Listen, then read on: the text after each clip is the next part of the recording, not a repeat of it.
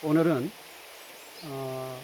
이 군에서 층계를 놓아서 저 뒤편에 한탄강으로 내려갈 수 있도록 이런 설치를 해 놨습니다.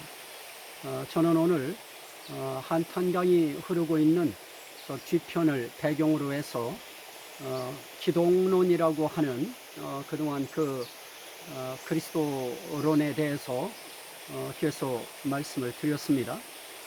우린 그리스도론, 예수론, 또는 예수 그리스도론, 이런 것을 이야기하면 예수 그리스도의 신성과 인성이라고 하는 그동안 학설적으로, 조직적으로, 이때까지 학문적으로 그런 단어를 사용해서 그리스도에 대해서 표현을 했습니다. 결국 그리스도의 신성이라 함은 그리스도의 하나님 되심을 표현하는 내용이고요. 또 그리스도의 인성이라고 할 때는 그리스도의 참 사람 되심을 표현하는 그런 내용입니다. 오늘을 기점으로 해서 그런 조직신학에서 이야기하는 그리스도의 신성에 대해서는 오늘로 종지부를 찍고 다음 시간에는 그리스도의 인성에 관해서, 인성론에 관해서 말씀을 드리려고 합니다.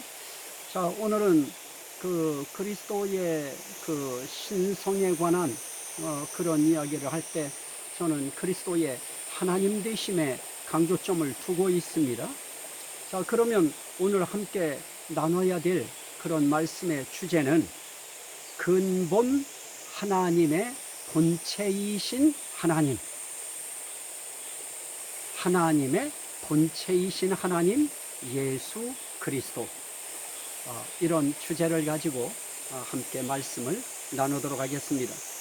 빌립보서 2장 5절 이하에 보면 너희 안에 이 마음을 품으라 곧 그리스도 예수의 마음이니, 그러면서 그는 근본 하나님의 본체시나 하나님과 동등됨을 취할 것으로 여기지 아니하고 오히려 자기를 비워 종의 형체를 가지사 사람들과 같이 되셨으니, 이렇게 말씀하는 내용 속에 그는 근본 하나님의 본체시나 하는 말씀이 나타납니다. 여기에 하나님과 본체시나 하는 말씀이 있습니다.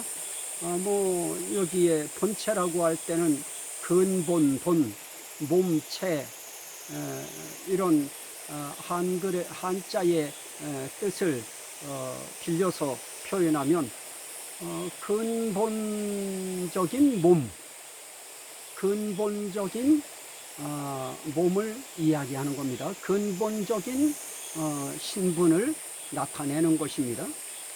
자, 그러면 근본 하나님의 본체이신 하나님 예수 그리스도, 자, 그는 하나님의 본체라고 했습니다.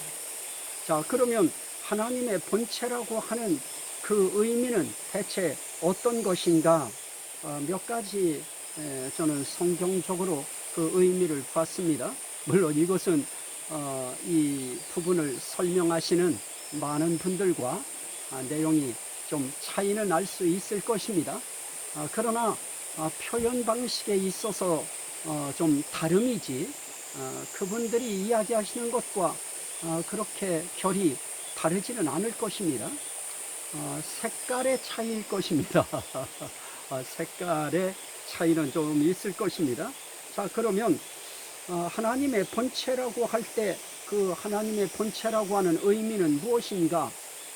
근본이신 자, 근본이신 자라고 하는 뜻이다 하는 것입니다.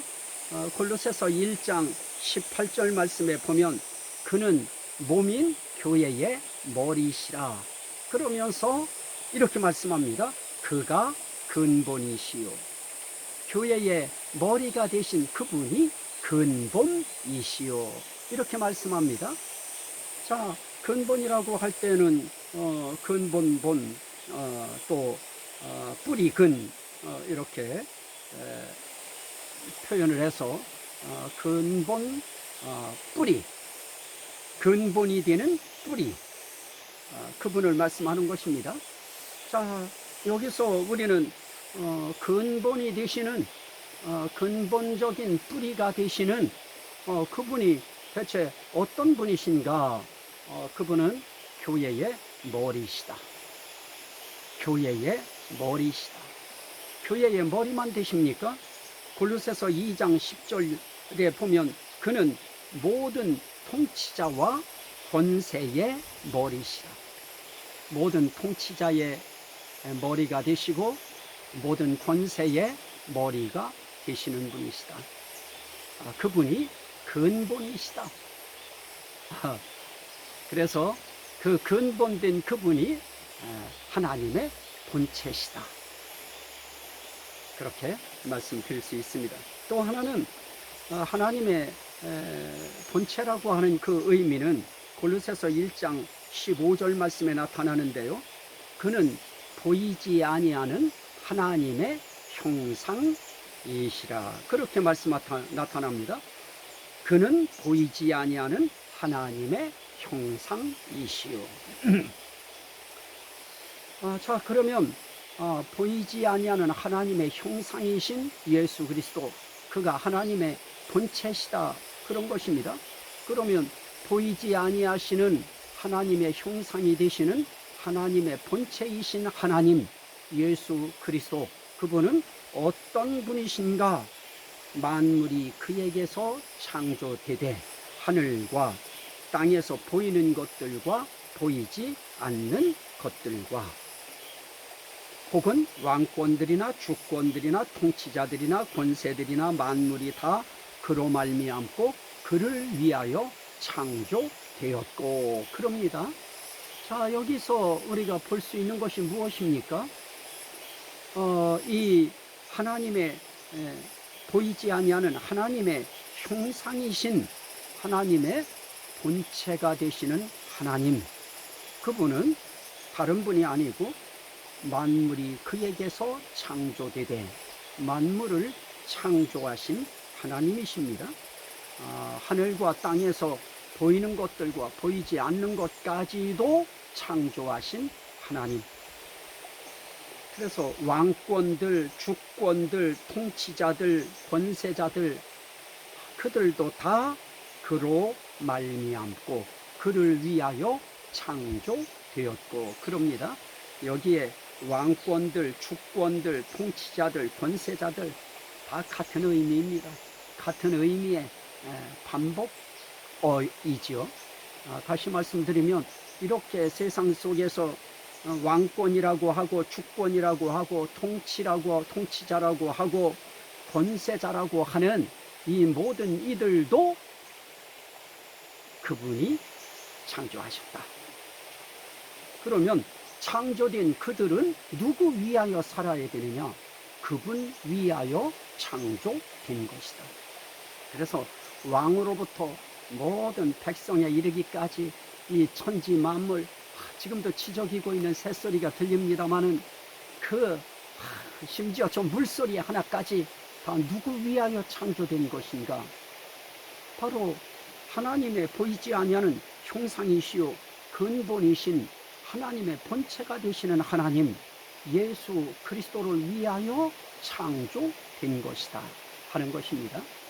그러니 우리 모두는 하나님 위하여 태어나서 하나님을 위하여 살다가 하나님께로 돌아가야 그게 정상인 것입니다. 그 궤도에서 벗어나는 순간 우린 아주 인생을 잘못 살고 있는 것입니다. 빨리 회귀해야 될 것입니다. 빨리 궤도 수정을 해야 될 것입니다. 자, 또 하나 하나님의 본체라고 하는 의미는 히브리서 1장 3절에 보면 이는 하나님의 영광의 광채시요 그 본체의 형상이시라 그럽니다. 보이지 아니하는 하나님의 형상이라고 했던 그것을 조금 더 풀어서 본체의 형상이시라, 하나님 본체의 형상이시라, 하나님 본래의 형상이시라. 결국 이분이 하나님이신 것입니다. 이분의 신성적 의미는 그분이 하나님이신 것입니다. 삼위일체 하나님이신 것입니다. 자, 그런데 그분은 어떤 분이십니까? 하나님 본체의 형상이 되시는, 하나님의 영광의 광채가 되시는 그분은 어떤 분입니까? 그의 능력의 말씀으로 만물을 붙드시는 분, 그분의 말씀으로 그분이 창조하신 만물을 붙드시는 분이십니다. 그러기에 그분은 참 하나님이신 것입니다. 그리고 그분은 죄를 정결케 하는 일을 하시고 높은 곳에 계신 지극히 크신 이의 우편에 앉으셨느니라 했습니다. 죄를 정결케 하는 일을 하시고 하나님 보좌 우편에 앉으신 분, 그분을 우리는 하나님이라, 삼일체 하나님 가운데 제2위가 되시는 성자 하나님이라, 그렇게 우리는 부르는 것입니다. 또 그렇게 인식하는 것입니다. 또 그렇게 믿는 것입니다. 자, 또 하나님의 본체라고 하는 말은 하나님과 동등하신 자라 하는 그런 의미입니다. 빌립보서 2장 6절에 그는 근본 하나님의 본체시나 하나님과 동등됨을 취할 것으로 여기지 아니하시고, 그럽니다. 하나님의 본체시기 때문에 하나님과 동등되신 분이십니다. 이 참 동등되시다고 하는 이 부분, 이거 굉장히 중요한데요. 등급으로 치면 하나님과 등급이 같으신 분이시다, 그런 의미입니다. 그래서 한 가지 동자에다가 물이 등자를 썼습니다. 모여서 뭉친 한 동아리, 그거를 물이라고 하는데요. 물이라고 하는 말을 또 다른 말로 표현하면 불유라 하는 말로도 표현할 수 있고요. 등급을 계급이라고 하는 말로도 표현할 수 있고요. 이런 것을 또 순서적으로 표현하는 그런 의미로 보면 차례와 순위라고 하는 의미로도 볼 수 있는데요. 자, 그런 의미를 여기에 다 적용시켜서 표현하면 동등하시다 하는 의미는 등급이 같다, 계급이 같다, 또 차례와 순위가 같다 하는 그런 의미를 사용할 때 동등하시다 하는 그런 의미를 부여하고 있습니다. 자, 여기서 저는 다른 것을 표현하려고 하는 것이 아닙니다. 이 땅에 오신 예수 그리스도는 신성적인 그리스도라고 하는 것입니다. 그분이 하나님의 본체시다. 그러기에 그분은 근본이 되신다. 그리고 그분은 하나님의 형상이시다. 그리고 그분은 본체의 형상이신 것이다. 모조의 형상이 아닙니다. 본체의 형상이시라. 그러면서 그분은 하나님과 동등하신 분이시다. 그분이 하나님이신 것입니다. 또 하나님의 본체라고 하는 의미는 요한복음 10장 28절에 내가 그들에게 영생을 주노니 영원히 멸망하지 아니할 것이요 또 그들을 내 손에서 빼앗을 자가 없느니라. 그러면서 요한복음 10장 30절에는 나와 아버지는 하나이니라 그럽니다. 여기에 나와 아버지는 하나니라 라고 표현할 때 아버지와 내가 하나라고 이야기할 때 그 하나의 의미 속에 하나님의 본체가 된다고 하는 의미를 내포하고 있습니다. 물론 하나라고 하는 의미를 설명할 때에 어떻게 하나가 될 수 있느냐라고 할 때는 예수님이 말씀하신 그대로 하나가 될 겁니다. 요한복음 10장 38절 말씀에 보면 아버지께서 내 안에 계시고 내가 아버지 안에 있음을 깨달아 알리라 그럽니다. 아버지가 예수 안에, 예수가 아버지 안에, 아버지가 아들 안에, 아들이 아버지 안에, 이렇게 서로가 서로 안에 있는 하나. 여기에 뭐 성령님은 배제됩니까? 아닙니다. 아버지가 예수 안에, 예수 안에 성령이, 성령 안에 아들이, 아들 안에 아버지가 함께 계신 겁니다. 그렇기 때문에 그분을 표현하기 위해서 우린 삼위일체라고 하는 그 한자 용어 이거를 빌려서 사용하는 것입니다. 그 의미를 표현할 길이 없기 때문에 삼위일체라고 하는 단어를 사용하는 것이지, 우린 여전히 아버지 하나님을 하나님이라 부르고 아들 예수 그리스도를 우린 하나님이라 부르고 보혜사 성령을 우리는 하나님이라 부르는 것입니다. 그렇다고 해서 따로따로 구분되어져서 있는 세 개의 신이 아닌 세 역할을 하면서도 하나이신, 하나이면서도 셋이신 그분을 우리는 굳이 삼위일체라고 하는 용어로 표현하면서 삼위일체 하나님이라 이렇게 표현하는 것입니다. 자, 여기서 볼 수 있는 하나님의 본체라고 하는 또 하나의 의미는 아버지와 하나이신 자라고 하는 뜻이다 하는 것입니다. 또 하나 굳이 하나님의 본체라고 하는 의미를 표현하기 위해서는 요한복음 17장 5절에 아버지여 창세전에 내가 아버지와 함께 가졌던 영화로서 지금도 아버지와 함께 나를 영화롭게 하옵소서 그럽니다. 여기에 창세전에 아버지와 함께 영화를 가지셨던 분, 그분이 바로 하나님의 본체이신 하나님 예수 그리스도이신 것입니다. 그 예수 그리스도는 창세 전부터 하나님과 함께 영화를 가지셨던 분입니다. 영광을 가지셨던 분이십니다. 그래서 우리는 그분을 참 하나님이라 부릅니다. 그래서 그것을 신성적 그리스도라 이렇게 표현합니다. 인성적 그리스도라고 하는 그런 표현에 대해서는 다음 한 시간이면 충분할 것 같습니다. 오늘은 여기까지 근본 하나님의 본체이신 하나님 예수 그리스도에 대해서 말씀드렸습니다.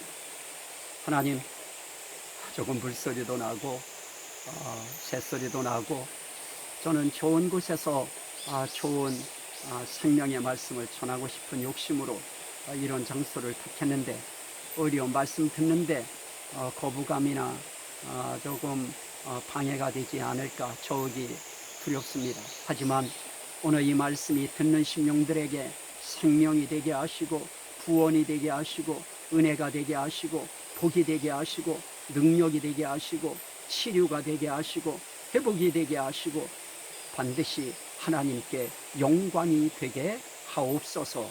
예수 그리스도 이름으로 기도하옵나이다. 아멘. 많이 덥습니다. 건강에 유의하시고 다음 시간에 뵙도록 하겠습니다. 감사합니다.